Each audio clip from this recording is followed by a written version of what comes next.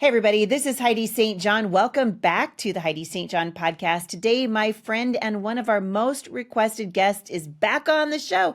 Dr. Mark Sherwood is joining me, and we're going to answer listener questions. This is going to be a jam-packed episode that you're not going to want to miss. Stick around. I think you're going to be encouraged.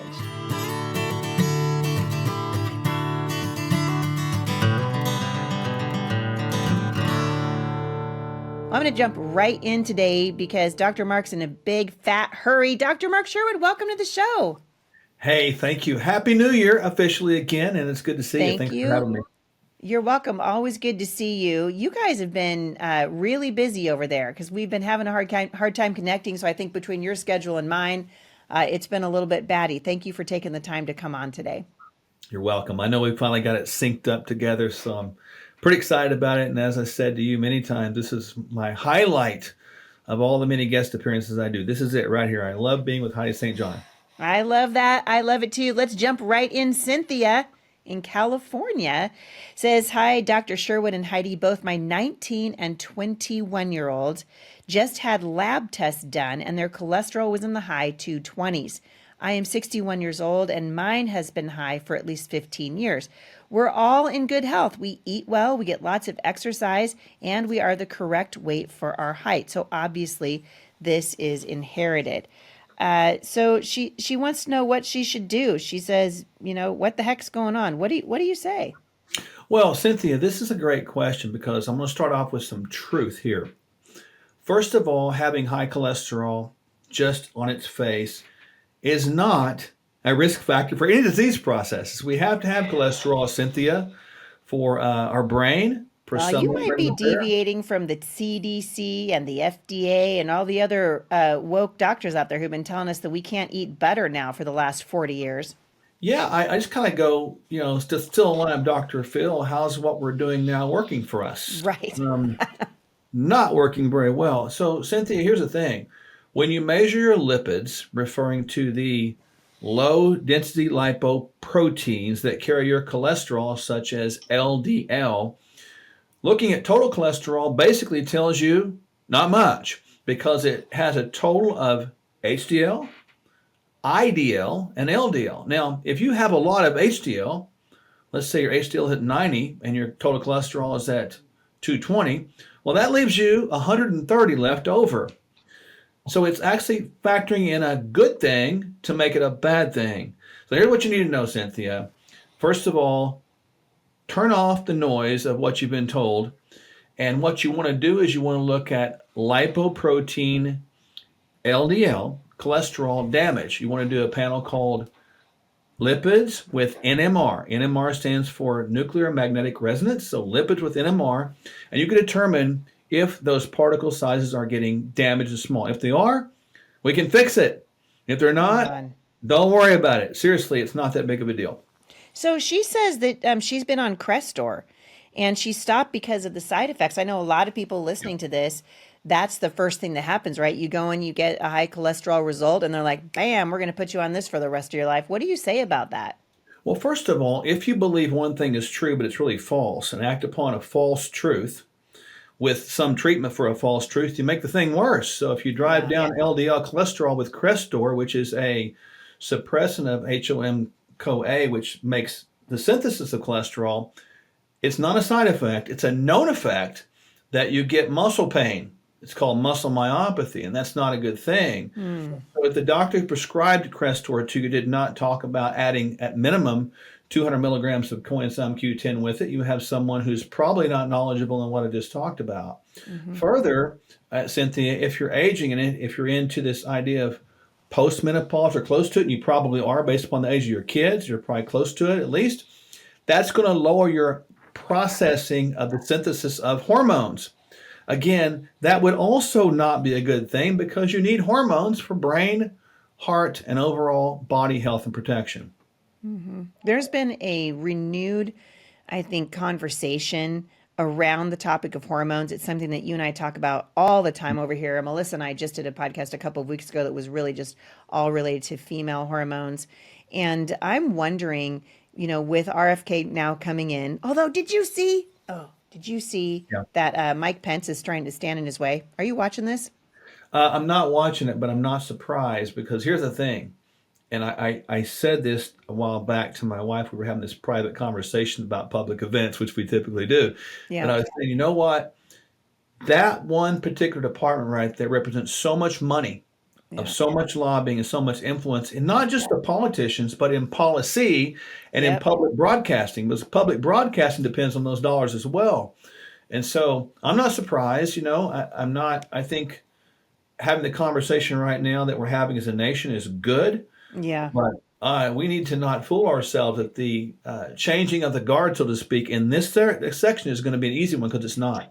Boy, it sure isn't. I actually, I'm pretty frustrated with Pence on this issue, especially since he's, putting so much money into ads to try to keep RFK from the position, and he's saying it's because RFK doesn't have a pro life position, which he doesn't. I mean, he's a sloppy pro lifer at best, right? He Yeah. believes personally that abortion is wrong, but publicly go ahead and kill your baby, right?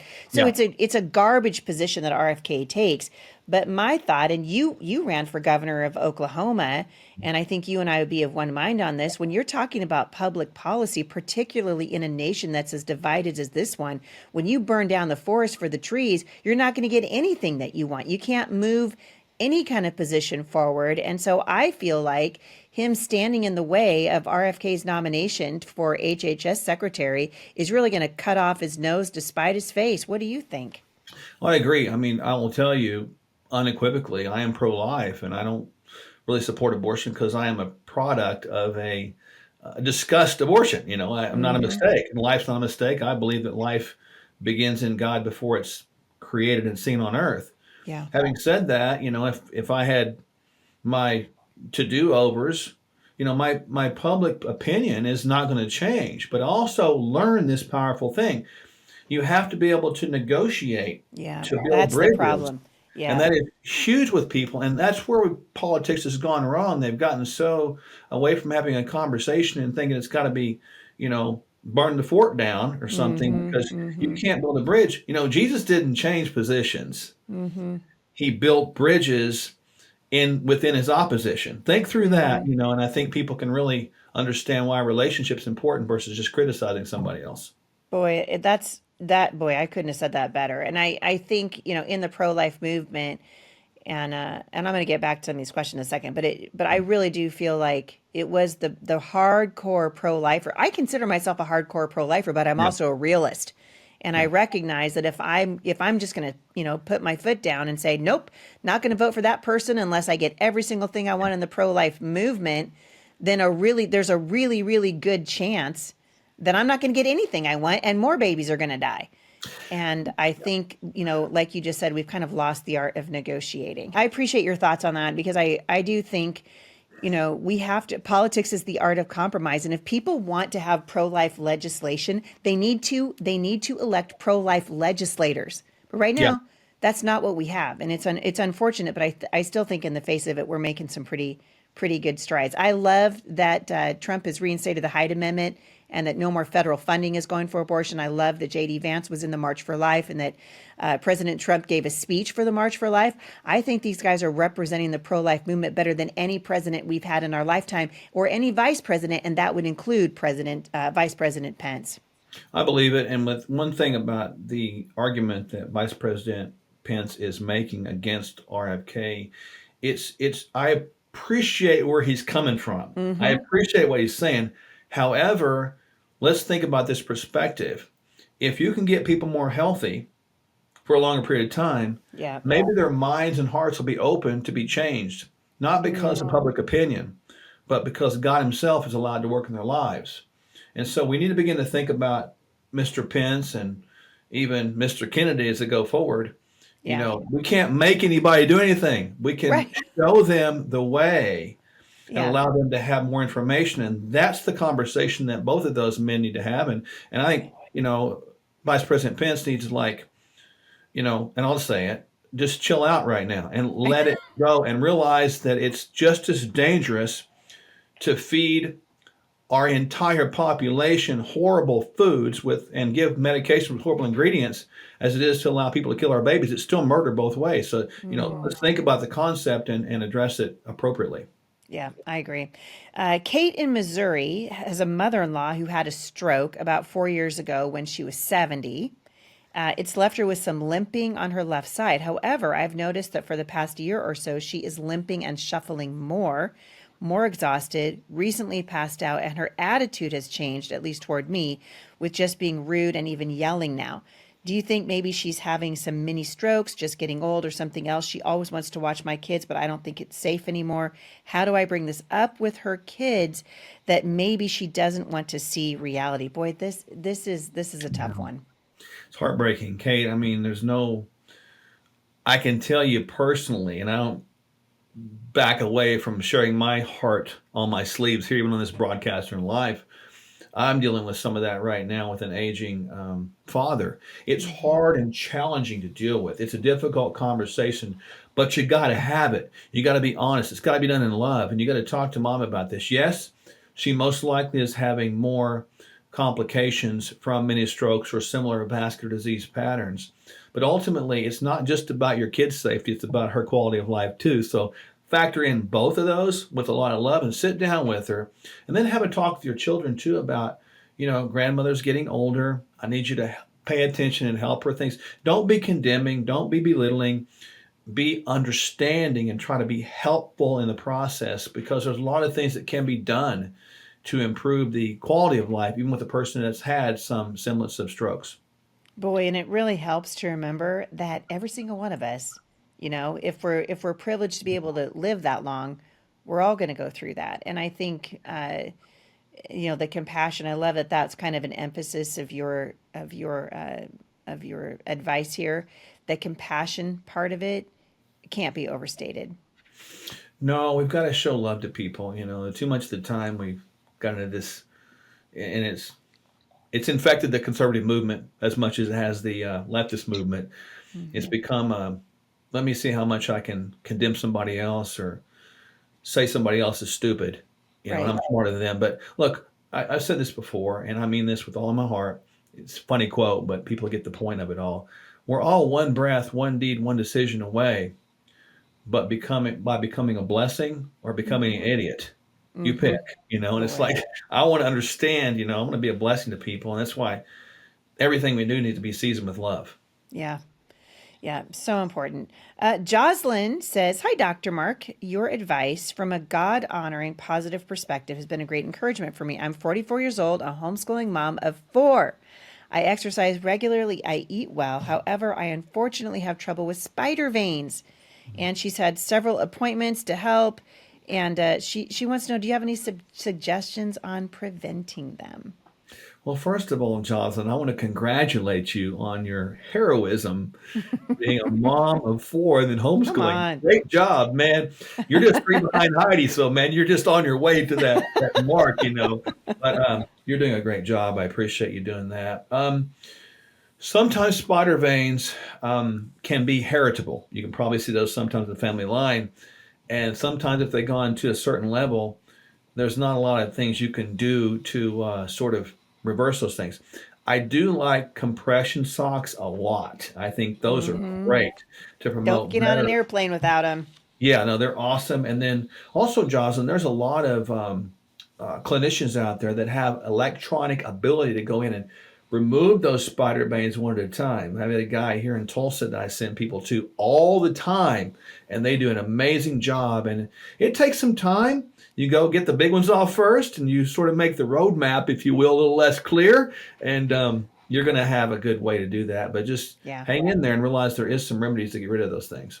Yeah, it's true. She needs to have some hope. And I tell you, uh, I talk about this a lot. I just got back from a women's conference a couple of days ago in California. And, being a woman is not for sissies, okay? It is not for sissies. And I so appreciate you're coming on here and just being willing to help us age gracefully and kind of move through some of these things that can be more difficult as we get older. Absolutely, for sure. This was an interesting question from Sue in Michigan. She's 69 years old, diagnosed with CLL 3 years ago. She said, and listen, all these people that listen to Exercise Daily. Can we just stop for a No. second, Mark, and appreciate the number of people that are listening to this show that are exercising daily? I love it. I feel like they're listening, like something that you're saying is working. So she exercises daily, 69 years old. She does intermittent fasting. She eats healthy, but her numbers, her lymphocyte numbers continue to increase. Is there something else she can do to help bring down those numbers? First, you got to tell our audience what CLL is. Chronic lymphocytic leukemia. And when you have that disease, it is not a death sentence. You actually can die with that as opposed to dying of it. Now, both things can happen, Sue. And first of all, I echo what Heidi says, and really all the listeners here. When people connect with us, the ones that do from the opportunity and blessing I have of being connected to the show, some of the best people in the world. My heart just is warm because they get it, and it's so refreshing to talk with somebody who's first heard about us from the Heidi St. John show. And I'm not saying that just because I'm on here, because there's a unique concept of faith with works. You know, you kind of put it to work, and I appreciate that. It's not just a bunch of hyper spiritual mumbo jumbo. It's actually putting what you say and what you profess into action. And so the exercise propensity is heartwarming, and I agree with you, Heidi. It's there. But with you, Sue, keep in mind that when you eat well, sleep well, and do well, don't lose track in any of that because it's really good. I'm going to give you some insight for research, and I want you to research this peptide, thymosin, THYMOSIN, alpha, ALPHA, number 1. It is really, really good to keep in mind. So I think as you think through that process, you can always work on keeping the glycemic load down with your food as well. Lots of salads, above ground non-root vegetables, good clean proteins and good fats. And I think you can see your numbers begin to stabilize and not continue to get worse. Wow, great advice.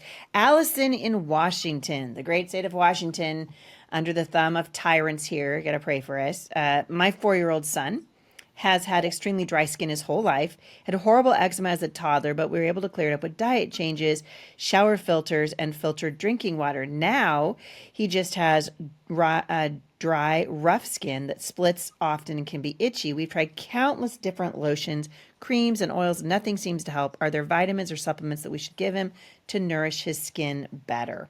Yes, there's 2. I want you to think also vitamin A. Vitamin A is an apple.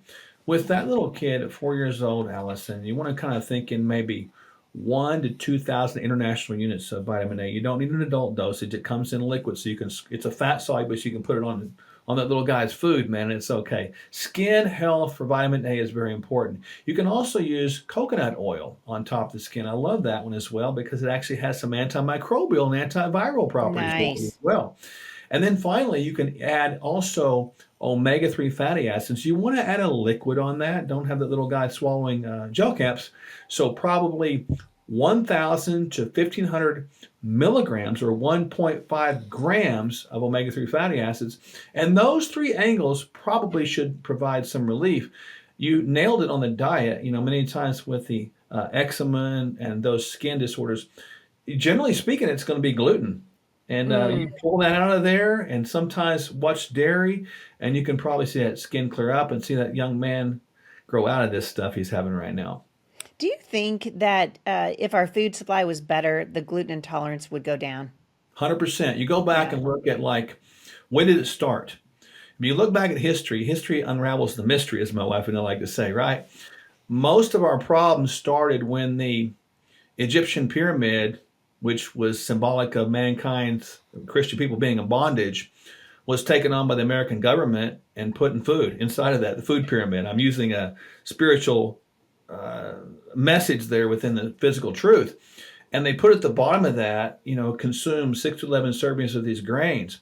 But to make the production better, to make the grains more puffy, more profitable, more thick, more production heavy, we added gluten. So gluten's a natural protein, keep in mind. It's not something negative.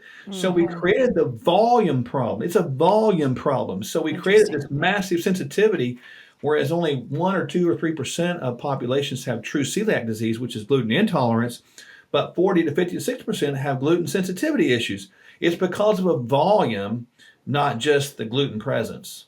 Wow. I mean, you and I have talked about this countless times over the years, but what a shame. It really is the government. Annie in Tennessee, we're going to answer this one really quickly because then we've got another kind of important question to get to. I'm hearing a lot about adaptogens and also about mushrooms, reishi mushrooms, turkey tail. I got my own mushroom story. I am a mother of three and I'm struggling with stress. Would any of these supplements be helpful for me? Yeah, Annie, this is a big deal. Being a mama, and I'm a dude, obviously. You can tell by my voice and my haircut. Right? Of course, in this world, you never know, man. But anyway, sorry, probably wrong I mean, station I'm for not you. trying to hurt your feelings, dude, but you'd be an ugly woman. Yeah, I know. I actually It just would not be good. It wouldn't be there's a a good look movie. for you. I started this movie called Heaven's Date. If people want to go out there and look it up, but I dressed up in a dress and a wig. I had the real bright red lipstick. I was not pretty at all. I was kind of ugly. So Because anyway, God made you a man.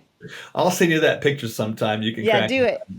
But the bottom line is, when you're a mom, you are a hero because you had the privilege of carrying birth to those three children. But when you're a mom, especially in today's world and the situation kids are in these days, there's a ton of stress. And I am a big fan of these adaptogens to help with stress. I love ashwagandha. I Yep, love me too. rhodiola. You can Hmm. right on my desk right now in this office. I've got a 300 milligram capsule of something I call it's called bio ashwagandha, and I take one of those in the afternoon if I'm Hmm. sort of feeling the overwhelmingness going on. I also like theanine. I like GABA for those things as well. They're very good things. As far as reishi, turkey tail, shiitake, the mushrooms, you can get a ton of benefit from an immunological standpoint of improvement.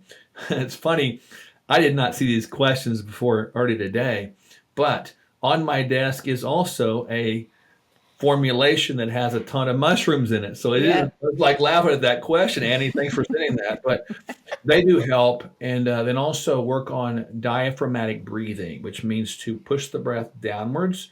That will force your body into a nice relaxation mode. So it's when you breathe in, your stomach goes out as opposed to your shoulders coming up. So it's inwards and outwards. And many times when I'm talking to somebody, whether it be on a broadcast like this or in my office, I'm going to put my hand on my belly because I need to stay calm because I Hmm. want to be able to think clearly. We cannot make good decisions when we're chronically stressed. We tend to make errors in decisions. So Boy, that's the truth. again, think through that, Annie, and again, work through some of these things we talked about, and I think you're going to be just fine. Yeah, I agree. And I also have I have a couple, I have found a really great organic hot chocolate mix that has reishi in it. And I love it before bedtime. It has actually reishi and ashwagandha. So, two of my favorite things in an organic cocoa that is low in sugar. And I just love it. I'll link back to that for you guys in the show notes today. All right, we've got a couple of questions, and we're going to end the show today with some vaccine questions. And unfortunately, the communists over at YouTube are probably going to censor the show, so it's likely going to wind up on Rumble. We'll sort of make an editorial decision after this is recorded. But if you guys don't hear the whole thing, you're going to want to hear it on, you can hear it on Rumble. This was from an anonymous listener in New Mexico. She said, I used to have complete faith in doctors and trusted everything they said and recommended. Recently, I've started to learn that I should not blindly follow doctors or big pharma, something I wish I had realized sooner. Boy, a lot of us are coming to that realization. My boys are 8 and 10. I'm stressing about any upcoming vaccines that are recommended. I'm not an anti-vaxxer per se, but are there vaccines on the schedule that I should be leery about? And how can I research this more before opting in or out of a particular vaccine? Another question came in. This was an anonymous listener. I think it's interesting too, Mark. People feel like they have to be anonymous when they ask them about vaccines. Yeah. We've got to have open conversations in this country. It is a shame what the Biden administration has done with the help of these big tech companies. Absolutely horrifying. Anyway, another anonymous listener says, I appreciate you speaking out about health, specifically in our children. I'd like to hear your thoughts on the necessity and safety of the HPV vaccine given to 10-year-olds. Well, I echo what you said. Thank you guys for asking those questions, and keep asking, please. It's important. The more questions one asks, the more answers one can get, and so that's part of the searching part, And I hope that there's going to be more disclosure with RFK at all in there as far as medical I information. agree. Yeah. Make your informed decisions. I too, my wife, we are not quote unquote anti-vax with everything. But I do echo your sentiments and agree with you that the distrust in the current established medical system is well earned and well deserved. I'm with you on that one. I think that when you look at, first of all, the HPV, considering that's one of those ones that's sort of a sexually transmitted concept attached, I think that's one that my wife and I, would concur it's probably not going to be needed. It's one of the ones that's going to be pushed on you, but it's under the assumption that everybody is just very sexually active and Yeah, sexually. promiscuous. I mean, really, That's right. they're banking on the fact that you're going to be promiscuous, and kind of the same thing is true with Hep B, isn't it? Totally, And they exactly. want to give that to your baby at birth. Yeah, it's silly. My wife and I were talking about this over the weekend because we get this question a lot. Measles, mumps, probably whooping cough, rubella, things like that. These things are around and they have been around. And probably vaccines have helped a little bit in those things. Spread the vaccines out. Don't do them all at once. When you talk about advice, ask the questions of various sources. And if a person seems very polarized in a position, question it further. People that are going to give you great information, generally as a truth, are going to give you both sides of the coin. And they're either going to say, also, they're going to say, as I try to do, ultimately it rises down to the peace you have within about what you feel is responsible for your own children, because it is not the doctor's responsibility. It is us as parents' responsibility to make those decisions. So we think there's probably 4 or 5 vaccines, like I just named a few, that are probably reasonably effective if you choose to do it. But we think the 60 some odd that is highly recommended is completely unnecessary, creating Yeah. too much inflammation in the body. And an already inflammation driven society, it's going to be something that tips you over the edge, leading to more outbreaks of more and more autoimmune disease processes, which we've got to avoid. Yeah, I think that's true. I don't know if you heard. If you haven't heard it, I'll send it to you. But Tucker Carlson did an interview recently with an immunologist who has a lot of really great information about vaccines. And he talks about how these vaccines have been, many of them, how they were created, specifically the MMR. He's talking Yeah. about they're using aborted fetal tissue. And he went through, I mean, honestly, Mark, it was heartbreaking. I was almost in tears. He went through the process that these scientists use. It's very Frankensteinish, Yeah. honestly. And they harvest these babies for that reason. And the way that it's no wonder that people have they want a religious exemption. They say, I don't care if that'd be beneficial for my child in the long run. I don't want it. I don't want it because I don't want to take part in this monstrous experiment when they could be using stem cells from umbilical cords. They could be using all kinds of things, but they're using, I think he was talking about they use the lung tissue of aborted Yeah. fetuses. They use tongue tissue. It's really kind of gruesome. And I wonder if you are hearing also more conversation around the ethical question of whether or not we should be talking about this more out in the open. Yes, 100%. We hear that quite a bit on the people we deal with around this country and world.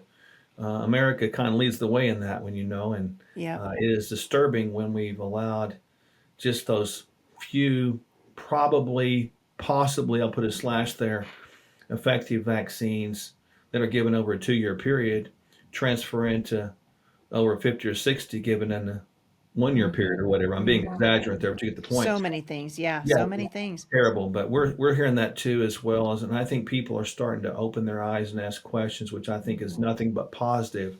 Yeah. And hopefully we'll continue to allow more information to be broadcasted to our general public. Yeah. It's the conversation that needs to happen. We should welcome a robust debate. People should be able to disagree, but the vaccine industry is a religion to a lot of these people. And we need to look at them. I've been saying this about education too. You got to look at it like a product. The government schools are a product for our education. Yes. The vaccine industry is shelling out products. And when we can't criticize a product, something is wrong. Something is terribly wrong. And so I think, and felt more, as I've gotten older, particularly in the last 4 years for sure, this conversation is long overdue. And I'm thankful to see doctors like you standing in the gap and saying, hey, it's all right. Let's have the conversation out in the open. Dr. Mark Sherwood, I know that you've got a really tight time frame today, so I want to honor it and get you on your way. Thank you so much for coming on the show. If people want to find you or find out more about you, where can they go? Well, certainly go to sherwood.tv/Heidi. And we want to know where you came from and just really appreciate you allowing us to come on your show and be a part of this community. It's highly honored and highly grateful for it. Well, we love you here. You've got a lot of super fans at the Heidi St. John podcast. So thank you for coming on, my friend. I'll talk to you soon. Sounds good. For more information on my guest today, you can hop on over to HeidiSt.John.com/podcast. You can also find out more about Dr. Mark Sherwood by simply going to Sherwood.tv/Heidi. You guys, do your own research. I think that's the point of this whole episode today. Do your own research. Your health is your responsibility, and God will give you the wisdom that you need to navigate the choppy waters of the United States healthcare system. I hope this has been encouraging and informative to you, and I will see you back here again at the intersection of faith and culture.